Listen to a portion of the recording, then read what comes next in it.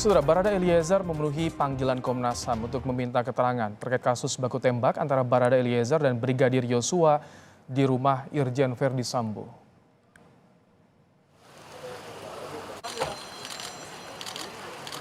Barada Eliezer tiba di kantor Komnas HAM pada Selasa siang pukul 1:30. Barada Eliezer hadir bersama seorang ajudan Irjen Verdi Sambo lain yang juga akan diminta keterangan oleh Komnas HAM terkait aksi baku tembak di rumah Irjen Verdi Sambo.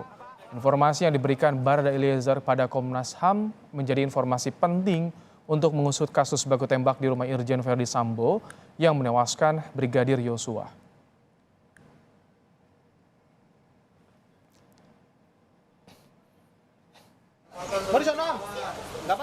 Tak hanya Barada Eliezer, Komnas HAM juga memanggil 6 orang ajudan Irjen Verdi Sambo lainnya terkait kasus baku tembak di rumah mantan Kadipropam Irjen Verdi Sambo. Sebelum diperiksa, Komnas HAM juga membriefing ajudan Irjen Verdi Sambo untuk memberikan keterangan sejujurnya. Komnas HAM memastikan pemeriksaan 7 ajudan Irjen Verdi Sambo ini dilakukan di ruangan terpisah.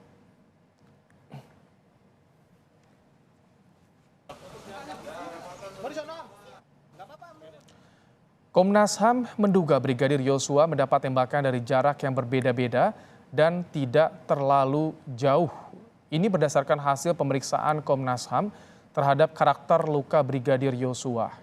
Komisioner Komnas HAM Khairul Anam bilang luka tembak di tubuh Brigadir Yosua merupakan luka peluru masuk dan luka peluru keluar.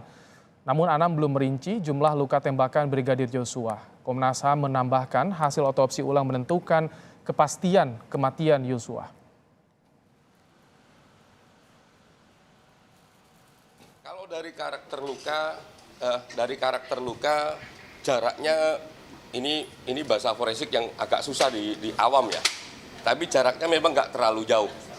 Jadi gitu jaraknya nggak terlalu jauh. Tapi ada beberapa karakter jarak yang berbeda-beda. Ya, itu dari hasil pendalaman kami. Jumlah misalnya gini, ada pertanyaan. Kenapa kok jumlah lukanya masuk sama keluar berbeda? Kan begitu nih yang juga di publik.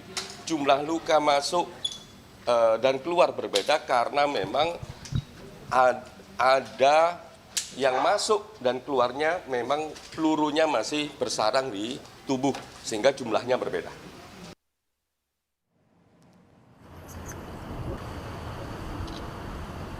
Polisi telah menggelar prarekonstruksi tewasnya Brigadir Yosua pada Jumat dan Sabtu pekan lalu. Dalam salah satu adegan diperagakan peristiwa penembakan oleh pemeran pengganti. Prarekonstruksi digelar di Polda Metro Jaya dan di rumah Irjen Verdi Sambo. Komnas HAM mengungkap Brigadir Yosua mendapatkan tembakan dari jarak yang tidak terlalu jauh dan karakter jaraknya berbeda-beda. Bagaimana efek dari tembakan seperti ini? Kita akan ulas bersama dengan Sekretaris Bidang Tembak Reaksi Pengurus Besar Perbakin Zainal Arif Wangsa Negara. Assalamualaikum, selamat petang Pak Arif. Selamat petang. Baik, Pak Arif, kami ingin tunjukkan kembali bagaimana prarekonstruksi yang digelar. Ada pemeran pengganti yang memegang senjata dalam reka adegan. Kita akan tunjukkan kepada Anda. Kita akan perlihatkan visualnya, Pak Arif. Ini dia visualnya. Kami perlihatkan kepada Anda. Nah, ini dia Pak Arif. Disampaikan Pak Arif, karakternya karakter jarak berbeda-beda dengan jarak yang tidak terlalu jauh. Kalau Anda melihat dengan karakter tembakan seperti ini, efeknya itu bagaimana terhadap peluru yang dilontarkan, Pak Arif? Sebentar, saya nggak kelihatan gambarnya. Oh, ini baru kelihatan. Gimana diulang, Pak? Iya, jadi dengan adegan seperti ini tadi disampaikan ada jarak yang berbeda-beda, jarak yang tidak terlalu jauh. Efek lontaran pelurunya seperti apa dengan senjata Glock 17, Pak Arif?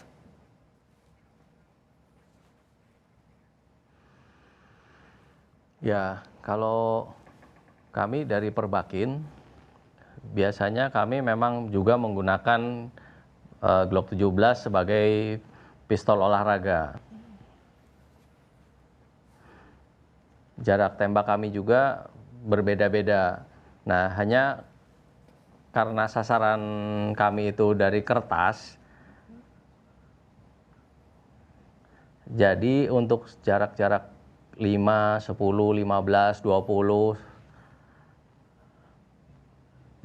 bahkan sampai 25, ya lubangnya sama semua di kertas.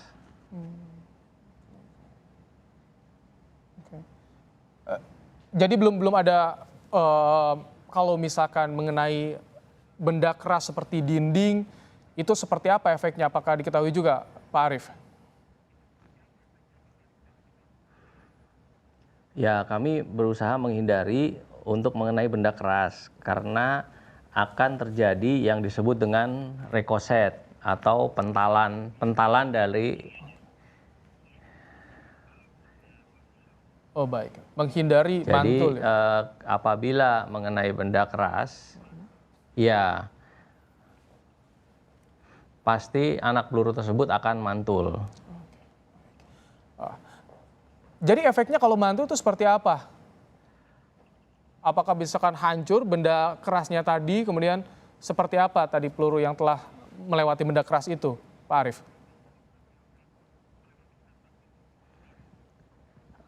Tergantung bendanya ya. Kalau memang dia lebih keras, maka yang rusak adalah proyektilnya. Tapi kalau misalnya benda kerasnya lebih lunak dari proyektil, ya bendanya yang hancur, proyektilnya hanya deformasi sedikit.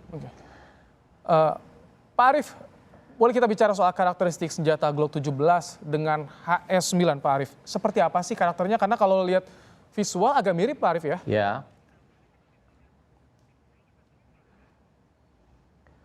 Baik, HS9 memang generasi yang lebih muda daripada Glock. Jadi HS9 diakomodasi oleh Kepolisian Republik Indonesia baru belakangan.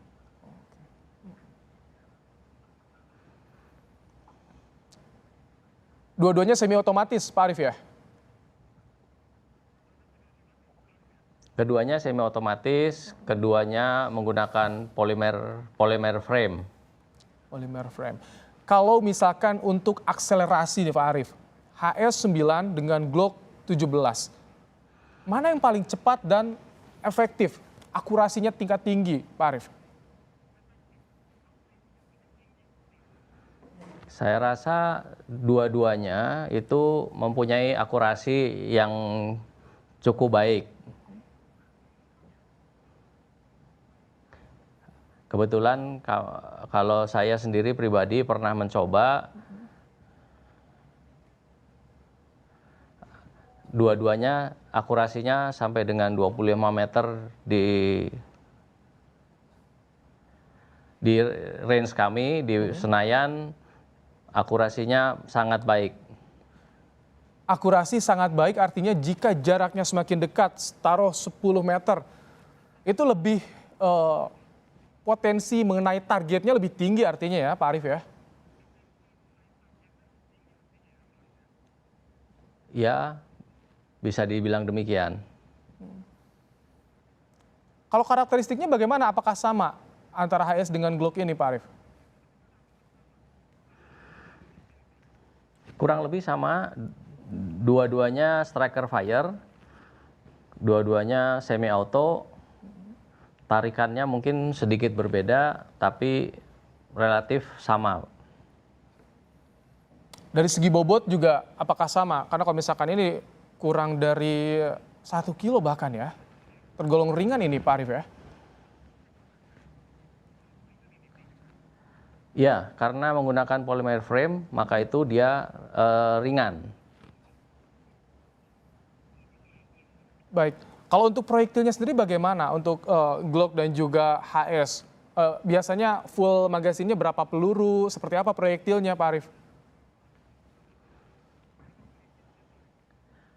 Pelurunya saya rasa sama-sama di 17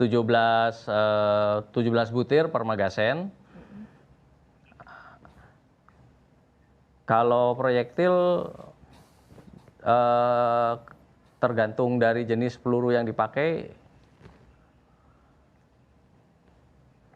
Ada yang disebut full metal jacket, ada yang disebut hollow point.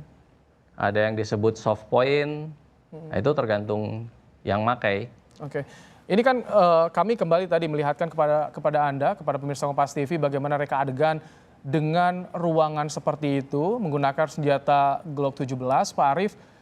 Banyak di sekelilingnya benda padat, dinding, ada pagar besi juga. Kemungkinan besar tembakan meleset juga, misalkan terkena dinding atau pagar, itu tinggi Pak Arief, atau bagaimana kalau pandangan Anda sebagai yang di bidang tembak reaksi? Kebetulan di bidang tembak reaksi kita lebih banyak mengarah kepada sasaran yang terbuka atau sasaran bergerak. Dan biasanya kita melaksanakannya di lapangan terbuka, sehingga pengalaman mengenai rekoset dan lain sebagainya kita sangat-sangat kecil. Tapi itu beberapa kali juga tentu pernah mengalami tadi rekoset seperti tadi, itu efeknya bagaimana? Apakah ketika sudah mengenai benda padat, kemampuan dari peluru untuk menembus benda lainnya itu semakin melemah drastis kekuatannya, atau bagaimana Pak Arief? Kalau untuk masalah rekoset atau pentalan itu tergantung dari sudut tembaknya. Kalau sudut tembaknya itu sudut tumpul, maka pantulannya sudut tumpul juga. Di situ energinya masih cukup banyak. Tapi kalau misalnya tembakan itu datangnya dari arah sudut tajam, maka pantulannya juga akan melemah sekali. Oke, baik. Baik, artinya kalau misalkan tadi terkesimpulan Glock dan juga HS memang karakteristiknya sama. Ini dua-duanya jenis senjata ringan. Terakhir Pak Arief, jadi memang dengan kondisi seperti ini, jarak yang begitu dekat, sebetulnya kemungkinan besar terkena target itu tinggi ya Pak Arief ya? Ya, tinggi. Baik, terima kasih Zainal Arif Wangsa Negara, Sekretaris Bidang Tembak Reaksi PB Perbakin, telah berbagi pandangan soal senjata Glock 17 dan juga HS9 dalam program Kompas Petang hari ini. Terima kasih, sehat selalu Pak Arief.